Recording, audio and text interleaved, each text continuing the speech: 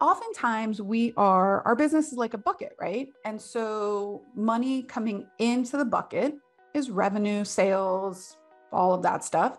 And then money going out of the bucket are our expenses. Now, sometimes we have little leaks in our business where we are leaking money.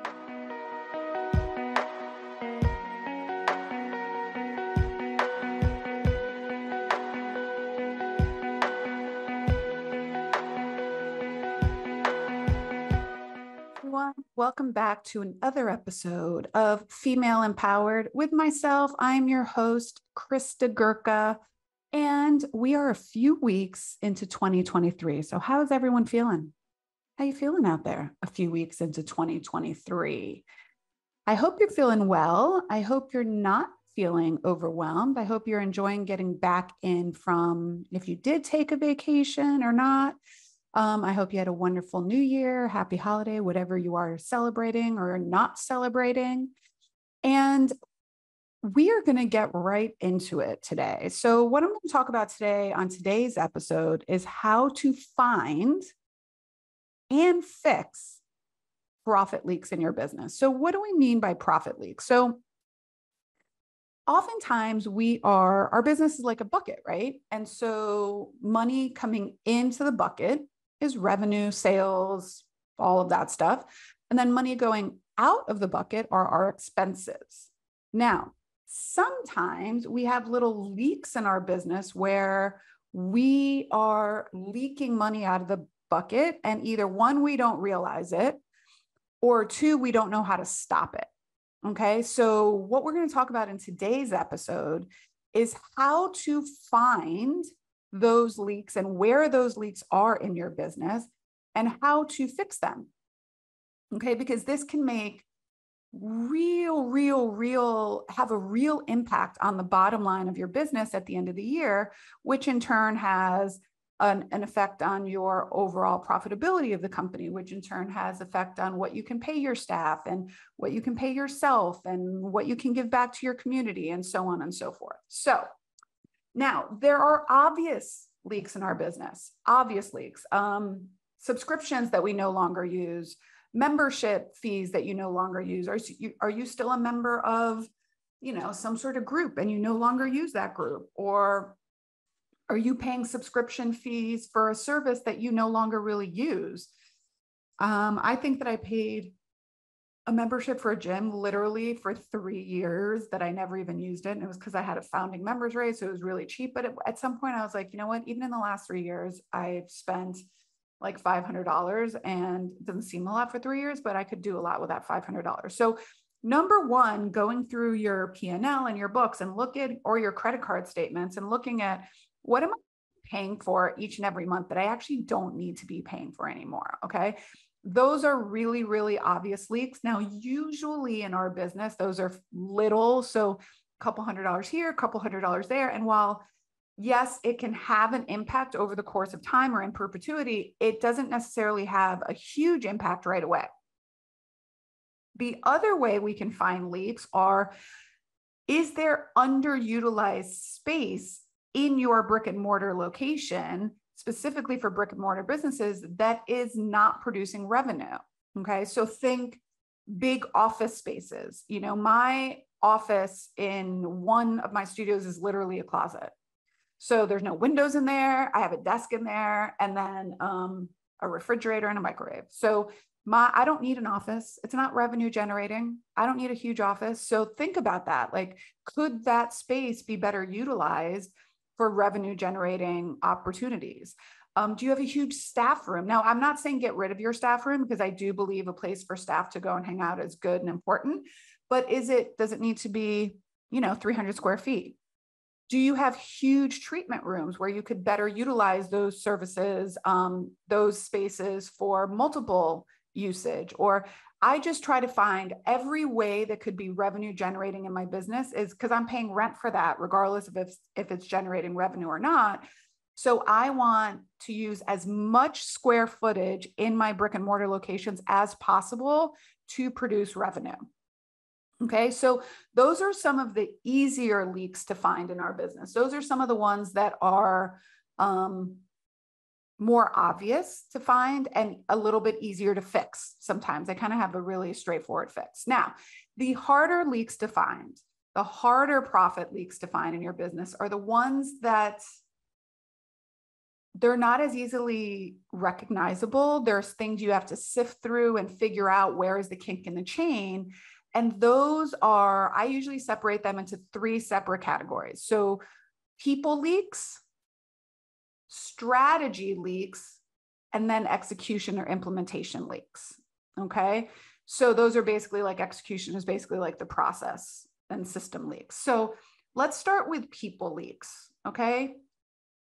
These happen all the time in any type of business, whether you're a brick and mortar, whether you're huge, whether you're small, whether you're online, whatever that is. If you have people working for your business, there's bound to be some leakage because people are human beings and they make mistakes and they have certain capacities and otherwise. So basically, a people leak is caused by unnecessary problems within your company that are the result of people, okay? Unproductive employees or staff members. These kind of people, the same way with clients, take time and energy to work with or work around. Maybe it's because you're redoing their work. Maybe it's because they're, toxic. That's a terrible one. Maybe it's because they require a lot of energy to train them or to deal with them. Okay. And when you're dealing with this a lot, it takes away your time and energy from being able to be strategic and work on things that are really going to move the needle in your business and grow the business. So let's talk about some people leaks that you may be experiencing in your business. Number 1 people leak is, let's start from the top, is poor leadership. So are you the roadblock in your business as the business owner? Are you stifling innovation? Are you creating insufficiencies and inefficiency because you don't have a solid onboarding or hiring process? Are you asking the wrong people to do the wrong jobs? Or are you giving the right people the wrong jobs to do? Do you have the wrong people in your organization? So let's start from the top. Like, how is your leadership? Are you the right person to be the leader? There's big companies all the time that remove the founder as CEO because they're not doing the right job. Now, I'm not necessarily saying that for you. Now, 1, you can learn how to be a better leader, but 2, if you recognize that those are not skills or attributes that you have, you can put somebody else in that role as well. All right. So now let's look at lower, or different places in the organization. So do you have B, C, D, or even F players on your team? The hardest ones, to be perfectly honest, are the C players. The F players are easy to get off your team because they're the ones, and I'm just going to be blunt, they like really suck at their job, or they're not nice people, or they're stealing, or they're creating a lot of drama. Like, F players are easy to get rid of. It's the C players that are the hard ones because they're not really doing anything too bad. They produce their job. They're not overproducing. They're kind of doing the minimum basic skills. You do have to kind of redo their work sometimes, or they're just inefficient. So they could be causing you leakage in your business. Like, maybe it's an administrator that's always making a sales mistake, and then you have to issue refunds or credits, or you get chargebacks. Like, those cost you money. Okay. A chargeback costs you money in your business. So things like, maybe they take 2 or 3 trips to go to Home Depot to get something for the business where it should have just taken 1. Or maybe it takes them 3 weeks to do a task, an assignment that should have just taken 1 week. Or maybe, let's talk about physical therapists. Maybe they're taking a month to do documentation and it should be done by the end of the work week, whatever your expectations are. So these are inefficient things that could be resulting in leaks in your business. So for example, if the administrators are not closing sales efficiently, or they're not getting payment from people efficiently, that is hurting income into your business. if your staff members are supposed to follow up with clients after a visit or something, and they're not doing that, that could delay the time as somebody converts it to a new package. So that is a leak in your business and should be fixed. Okay. Now, more people leaks are financial leaks. Now, do you have the right people advising you on your finances, being transparent with you on your finances? Are you estimating, projecting, budgeting what you are supposed to be doing in your business? And if you're doing it, are you the right person that should be doing that? Or is that a leak in your business? You are sitting in a role that you are not trained or qualified to do. One of the best things I've ever done is hire a bookkeeper for my business. I love our bookkeeper. I meet with her every other week to go over finances along with myself and my CFO. And there's 3 checks and balances now about what's going on in the business. So there could be those kind of leaks. You're not having or you just don't know your numbers at all. That is a serious leak in your business. Okay. The other leak from a people leak is excessive turnover, right? So, and this could stem from 2 things. It could stem from poor leadership. So people are leaving because they don't want to work in this environment anymore. Or the other B and C players that are allowing, this also is poor leadership, you're allowing mediocre work, and hence the good players, the A players, eventually want to leave. All right. So these are all people leaks. The other thing is, and I talk about this a lot in our mentorship programs, right people in the right seats. So what's really, really important, and when we hire anybody at Pilates in the Grove, and the way that we train and teach the hiring and onboarding process to the people in our mentorship programs is, first and foremost, you have to find the right person. The right person is someone that's going to align with your core values, align with your initiatives, align with your mission and where you're going. Okay. That is number 1 above skill. The number 2, they have to be in the right seat in your company. So you could have the right person sitting in the wrong seat, right? And an example of that would be, maybe you have someone that is a really great person. They align with your mission and vision, and you have them in the sales director seat, and they're not great at selling because they're quiet and introverted, right? They're the right person in the wrong seat. Now, you could also have the wrong person in the right seat, right? You could also have someone that's amazing at sales and could sell ice to an Eskimo, but they don't align with your mission, vision, and values. And then they create turnover because people don't like working with them. Okay. Both can happen. So it's really, really important that you have the right people in the right seats to avoid people leaks in your business. Okay. So let's move on to the next type of leaks we talk about, are strategy leaks. Okay.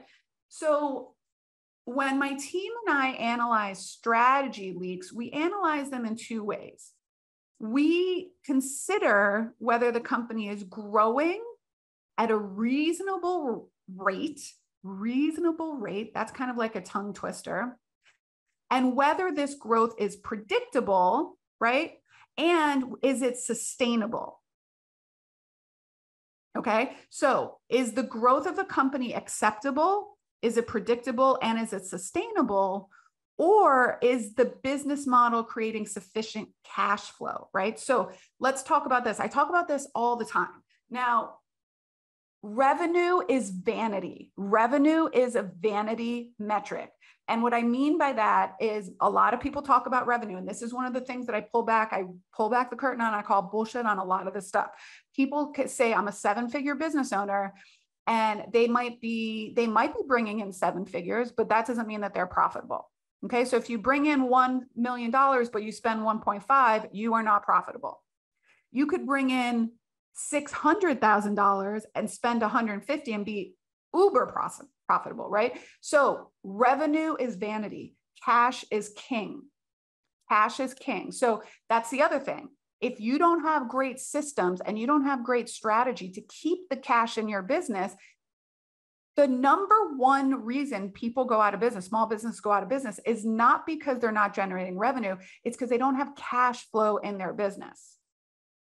So this is really where strategy comes into place. Okay. Now, one of the things we look at are this, again, another tongue twister, are our initiatives and the action steps we create tied to the why and the mission, vision, and purpose of our business. So You will create way more buy-in from your team and your clients if a lot of what you do is tied into a mission. People get on board with that, right? They know where they're going. Even when times get hard, it's like, this is our purpose, to donate 1% of our overall revenue to charity, right? If you have if you have an initiative to donate 1% of your revenue and you're a 7-figure business, that means you could donate tens of thousands of dollars to charity every year. Okay. Another strategy leak is that you are focused on tactics versus strategy. And this happens all the time, I see, with advertising. Okay. When we talk about Facebook ads or Google ads or any type of marketing strategy, people focus on the tasks. Like, I'm going to post on social media. I'm going to drop some money in a Facebook ad. I'm going to do Google search words or something, but they forget the strategy around it. So it should start with the end in mind, right? So that's how you develop what your goal is. You work backwards to create the entire strategy, and then you can get to the binary action steps that will lead you there, right? But when you focus just on, oh, I'm putting money in a Facebook ad or I'm putting money in a Google ad, they don't work without the overall strategy. So it's really important. Those are huge leaks in your business. And I get this from people all the time. And it used to be me too. I used to be like, oh, Facebook ads don't work. It was because I didn't have a strategy. I just followed what somebody told me and was like, oh, put this amount, $5 a day on everything, but it wasn't tied together. So especially when it comes to marketing strategy, it should be a full strategic plan that is broken down into small, tangible action steps rather than the other way around. All right. Another strategy leak is kind of what I talked about earlier, and like always just chasing revenue. All right. Instead of looking to what is the profitability and sustainability. And there's also opportunity costs in here, right? We decided after looking over our year in review for 2022, we were really pushing video on demand and we wanted to grow this whole process. The opportunity cost, when we looked at it and what it was costing us, not just it, because it wasn't like costing us a lot of money to produce the content, but it was costing us opportunity and my time. And so we decided to nix it. All right. We decided to revamp that plan and that initiative. And we're kind of doing something different in 2023. But it's important that when you are going after revenue, you're also breaking that down into what it costs you to bring in that revenue. I mean, in a very, very simple math equation, if you spend $100 on an ad to get a client and the service you're providing is $100, you didn't make any money in that. Okay. So it's really important to realize, like, yes, it's great to go after revenue, but how much of that revenue are you actually keeping? And what is it doing to the overall culture, sustainability of the business? Because sometimes as founders, we are like head down, go in deep, hard, drive. And what we end up doing is then creating a culture of burnout. And then we have high turnover because people can't, it's not sustainable and people leave. Right? And sometimes they're leaving you as a leader. So just think about that. Think about that when you're creating strategic plans and strategic initiatives for your business. And are those creating leaks in your company? All right. And then finally, execution leaks. Like, what in the system or the process could be failing? Okay. Fixing these issues requires finding the best ways to turn revenue into profit with your processes, with your time, and with your resources. Right? Now, some people fix the people and the strategy leaks, but then what they fail to do is implement, and they fail to execute properly. And now there's more leaks in the business, right? So one of the things we look at when we look at execution leaks is, are we effectively communicating our goals and expectations to the team? And this is one of those things that as founders, and I am guilty of this, have been at fault for before. I'm like I just said, go, go, go, go, go, go. Let's do this. Let's do this. Let's do this yesterday. And even though I might be able to make it work, not everyone on my team can. Okay. And I have recognized that it is one, not fair, not efficient, and not right for me to expect my team to turn around and do something in like 24 hours. So planning ahead of time, and am I effectively communicating what the actual goal and expectation is? So I think it's in Dare to Lead that Brene Brown talks about, like, really getting clear on what done looks like is important. And that's really helped our business. So at the end of our meetings, I will sometimes say, what does done look like for this initiative? So that we can speak it in words. Because maybe I think done looks like, maybe if the initiative is we're going to redo our website, and done to me looks like the website is done and ready to launch, but done to like the website developer might just be that she's presented the first draft to me. So it's really important that we get on effective communication with our team. Okay. Another way is, are we emphasizing the wrong priorities to the team rather than driving with purpose? Everything in Pilates and Grove revolves around our core values. All right. It's not, yes, am I looking for profit in my business? Yes. But the underlying goal is, if I have more profit in my business, that means I can have more impact in my communities. I can get more bodies doing Pilates. I can help more people achieve their fitness and wellness goals. I can pay my team better, right? So profit is just a way to the end for me. It's a means to my end goals. Okay. Another thing with implementation and execution is, are you tracking it properly so that when you see if something is not going well, how can you adjust that, right? So we went back, we were talking about Facebook ads. Okay. So let's take a Facebook ad, for example, or a Google ad. Are you using, if something is not working, what is it that's not working? Is it your ad itself? Is it revolved around the wrong keywords? And I've learned recently that you can have keywords that are like an exact match versus a best match versus a perfect match, which is like, I was like mind blown when I learned all of this. Okay. So are we looking at it from a place of where is the actual kink in the chain? So if a lot of people are clicking on the ad, but not converting on your landing page, there's probably some disconnect between the landing page and what was in your ad. Okay. Or it's not clear enough. So we can really, if we really dig deep into the analytics, we should be able to find the one little thing that we can tweak to make it work rather than just scrapping the entire initiative.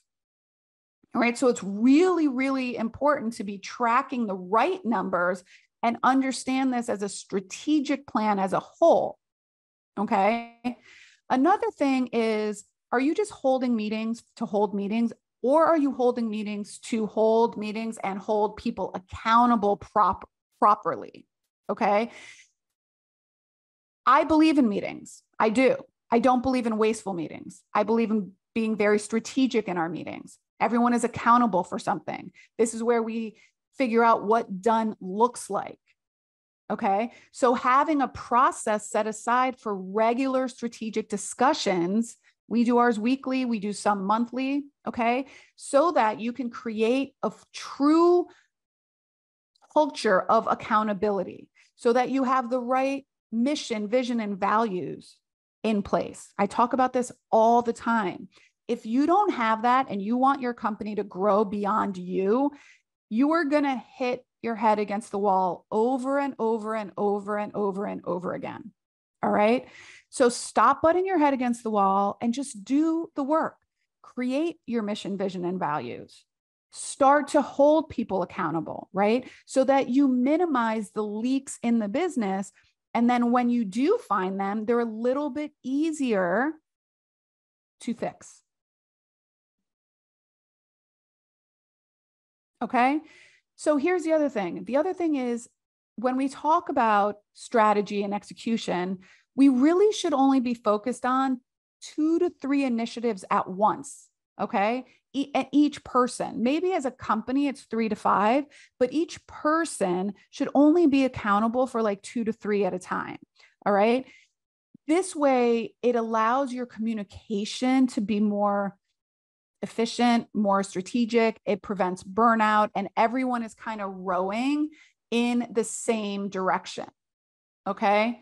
So let's make sure that when we are evaluating our business, are we meeting regularly to review our numbers? Okay. And if you don't have someone on your team, get a business coach. I have someone that I meet with quarterly to go over our strategy and in our initiatives and give me ideas and bounce ideas off me. And if I didn't meet something, why did I not meet that? And where am I going forward?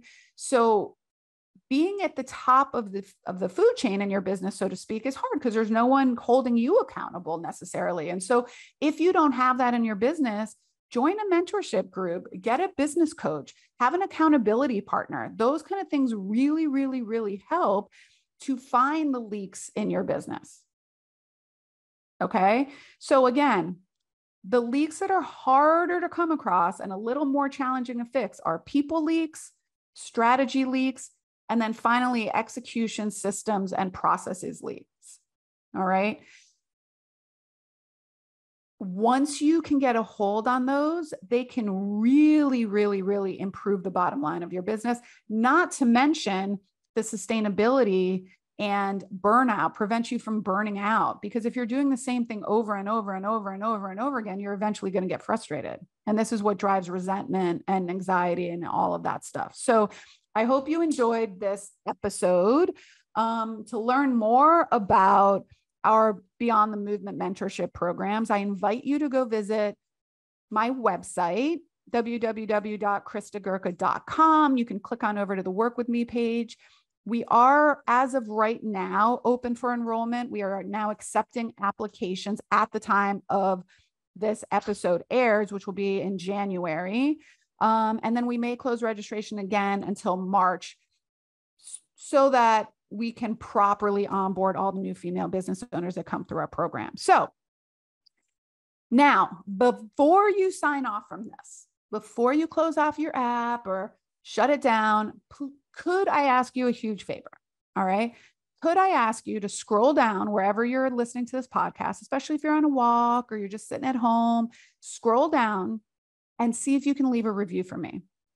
It would really, really help. My goal is to get 100 more reviews in 2023. And if you do that now, I'm like one review closer to hitting my goal. Okay. It also helps other female business owners know about the podcast and get this valuable information to help all of us female business owners have a greater impact in 2023 and beyond. So if you could leave a little review, a star rating is great. A few words would be even better. I appreciate anything that you have for me. That would really, really be helpful to myself and my team in 2023.